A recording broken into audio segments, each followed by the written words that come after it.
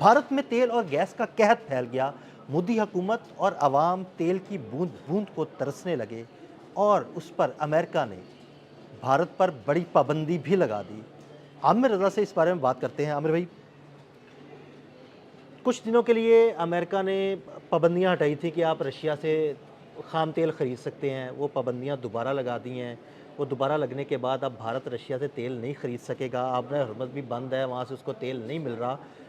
भारत में क्या सूरत हाल है? देखिए, पहली बात तो यह है कि भारत ने बड़े लंबे अरसे तक कमाई की है और वो जो शाइनिंग इंडिया वाला मामला था, जो ये तेल था, वो शाइनिंग उसको करने के लिए वो रशिया का इस्तेमाल करता रहा, ईरान का इस्तेमाल करता रहा। सस्ते दामों दोनों मुल्कों से तेल मिलता था, इन पर पाबंदियाँ थी।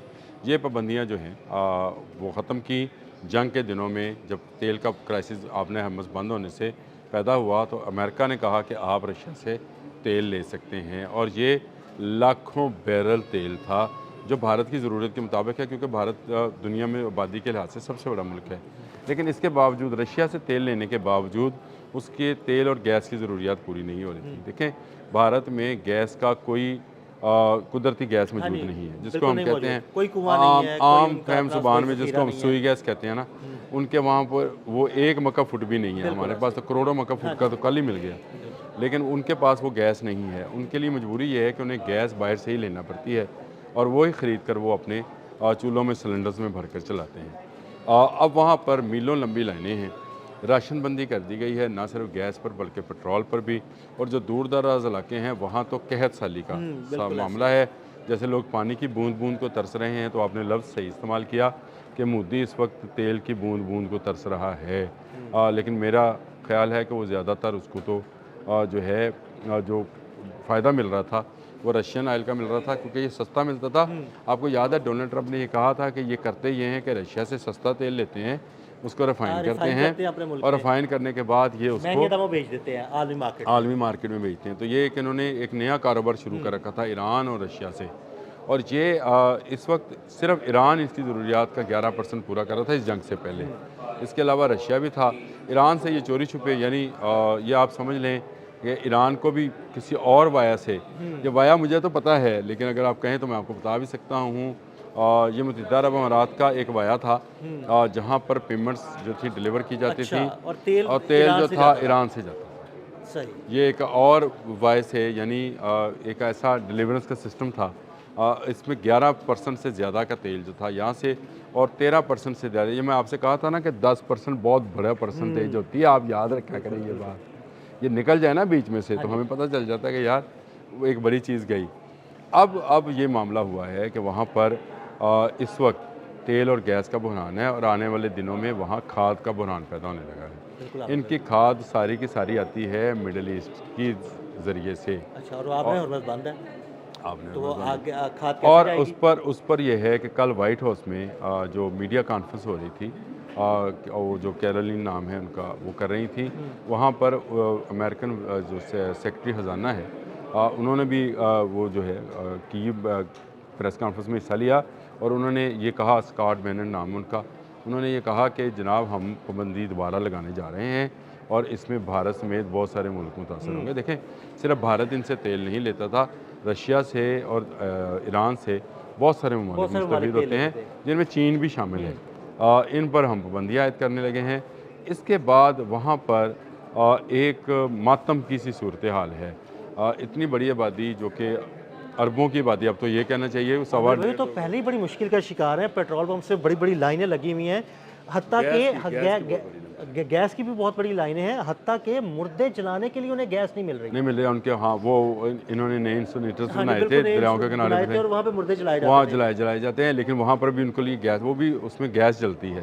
तो ये एक ऐसा बहरान है जो भारत को खाए जा रहा है और आने वाले दिनों में देखिएगा भारत में महंगाई का तूफान। अभी ये उसका शायद आपको अंदाज़ा इसलिए नहीं होगा कि जो बड़ी बॉडी होती है उसके गलने सड़ने में टाइम लगता है। याद रखें, उसको ख़त्म होने में टाइम हाँ जी, लगेगा। बिल्कुल। भारत एक ऐसा ही बड़ा मुर्दा है जिसके अंदर से उसके हिस्से बकरे के होने में वक्त लगेगा, लेकिन उसका आगाज़ हो गया है।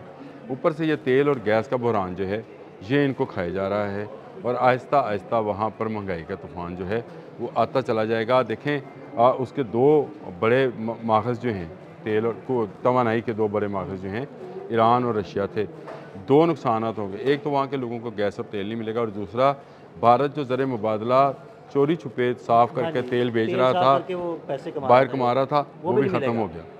वो अगर इनको नहीं मिल रहा तो वो कैसे मिलेगा। और अमेरिका इस मरतबा आपने हरमत से चला भी जाए, वो इन पाबंदियों को बरकरार रखेगा। ये याद रखिएगा, वो इनकी इकॉनमीज़ को इतना मजबूत, रशिया और ईरान की इकॉनमीज़ को इतना मजबूत नहीं होने देगा कि वो हमेशा अमेरिका के लिए एक चैलेंज बने रहें। और अमेरिका क्योंकि आपको शायद मैंने एक पहला भी लॉग किया भी था, आपके साथ शायद किया था, जिसमें मैंने बताया था कि पूरी दुनिया में अमेरिका चाहता है कि तेल मुझसे खरीदे। हाँ जी, ऐसे ही है, बिल्कुल।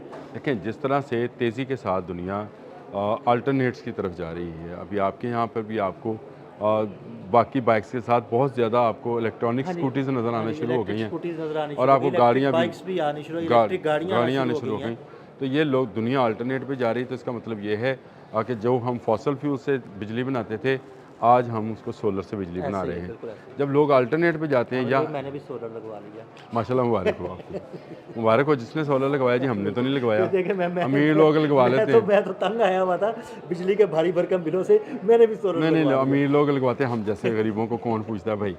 अच्छा चले, हमने तो नहीं लगवाया अभी तक। अल्लाह लेकिन करेगा जिन लोगों ने इंशाल्लाह, सोलर इंशाल्लाह आप भी लगवाएंगे, लगवाएंगे। जो लोग सोलर लगवाएंगे वो फ़ायदे में रहेंगे। मेरा ख्याल है हमें एक सोलर पे भी करना चाहिए, उन लोगों को ये तो गाइड करना चाहिए कि यार कौन सा सोलर लगवाना चाहिए और कौन सा नहीं लगवाना चाहिए। बड़ा धोखा है इसमें। हाँ चलें, बात हम कर रहे थे अमेरिका की, कि अमेरिकन जो हैं वो अपना तेल अब बेचना चाहते हैं। इसीलिए उन्होंने वेनेजुएला के कुओं पर कब्ज़ा किया, इसीलिए वो ईरान के कुओं पर भी कब्ज़ा करना चाहते हैं। वो चाहते हैं कि वो तो अब तमाम क्यूबा भी जाना चाहता है। तमाम दुनिया के तेल के जो ज़ाहिर है, वो तो खैर मलाका में भी जाना चाहेगा। अब यहाँ से छूटेगा तो जाएगा अब कहीं, ये चीन छोड़ने वाला नहीं है इसको। तो ये जो है, आपने मलाका का जिक्र आ गया, कल हमने इस पर भी लॉक किया था, इसलिए वो इन्फॉर्मेशन ज़हन में होती है। तो ये एक ऐसा क्राइसिस है कि जिसमें अमेरिका जो है चाहता ये है कि दुनिया का तेल बंद हो। या आपने हरमज़ उसने जानबूझकर मज़ीद टाइट करवाई है और बंद करवाई है, और बंद करो और बंद करो। जो खोलने आया था वो बंद कर रहा है, तो इसका मतलब ये है कि वो चाहता है कि तेल का क्राइसिस मज़ीद बढ़े, और उसका तेल भी जो वो बेचना चाहता है, जो कि जो अब वो वेनेजुएला से ले रहा है या अमेरिका के अंदर मौजूद है, वो भी बिके। हाँ, उसके लोगों में भी महंगाई का असर आएगा, लेकिन उस महंगाई को महंगा तेल दुनिया में बेच कर कंपलसेट करेगा, और कंपलसेशन से जो है वो फिर कहेगा कि देखें जी, मैं मसीहा हूँ, मैं दुनिया को तेल और मैं दुनिया की क़ुव्वत को जो है चला रहा हूँ। जिस तरह की फ़ोटो, जिस तरह हमने कल डिस्कस भी किया था, उस तरह की चीज़ों को वो अपने कंट्रोल में लाना चाह रहा है। तेल और गैस और खाद, ज़मीन वो उगेगी जिसको दजाल कहेगा, वो नहीं। ये सारी बातें फिर आमिर भाई उसी तरह ही, वो एक सर्कल जो बना हुआ है, उसी सर्कल में घूमना शुरू हो जाती है कि वो दजाल वो कहेगा कि भाई वो जिसको कहेगा उसी को खाना देगा, जिसको कहेगा कि नहीं देना उसको नहीं देगा। तो ऐसी सूरत हाल ही बन रही है। सर आपने, ये बड़ा ज़बरदस्त मौजू है। अभी हम बात इंडिया पे कर रहे थे, लेकिन आप मुझे बताएं, वो मुर्गी ईजाद हो गई जिसके अंडे में बच्चा नहीं है, वो गंदम तैयार हो गई जिसके बीज में पौधा नहीं है, ठीक है, वो आम तैयार हो गया जिसके बीज के अंदर दरख्त नहीं है। तो मुझे बताएं, और आपको क्या चाहिए। वो इंसान तैयार हो गया जिसके अंदर रूह नहीं है। रूह नहीं, हाँ बिल्कुल। तो ये जो जसद होंगे, ये कंट्रोल करेंगे। ये आने वाला वक्त बड़ा, इस पर फिर कभी आपके साथ, मैं तो ख्वाहिशमंद रहता हूँ, लेकिन मौका मिलता नहीं है कि तफसीली गुफ्तगू जो है, ये तो एक नहीं कई सीरीज़ में अगर करते चले जाएं तो आप रुकेंगे नहीं। लेकिन इस वक्त जो है, वाकई आपने लफ्ज़ सही इस्तेमाल किया, कहत साली का शिकार है भारत, और भारत के लोग जो हैं अब मोदी की जान को और उसके गिरेबान तक आने वाले हैं। बहुत शुक्रिया आमिर भाई, बड़ी तफसील के साथ आमिर भाई ने सारे मामले पर रोशनी डाली। मज़ीद अपडेट्स के लिए हमें फॉलो करते रहें। अदील अहमद और आमिर रज़ा को इजाज़त दीजिएगा। अल्लाह हाफ़िज़।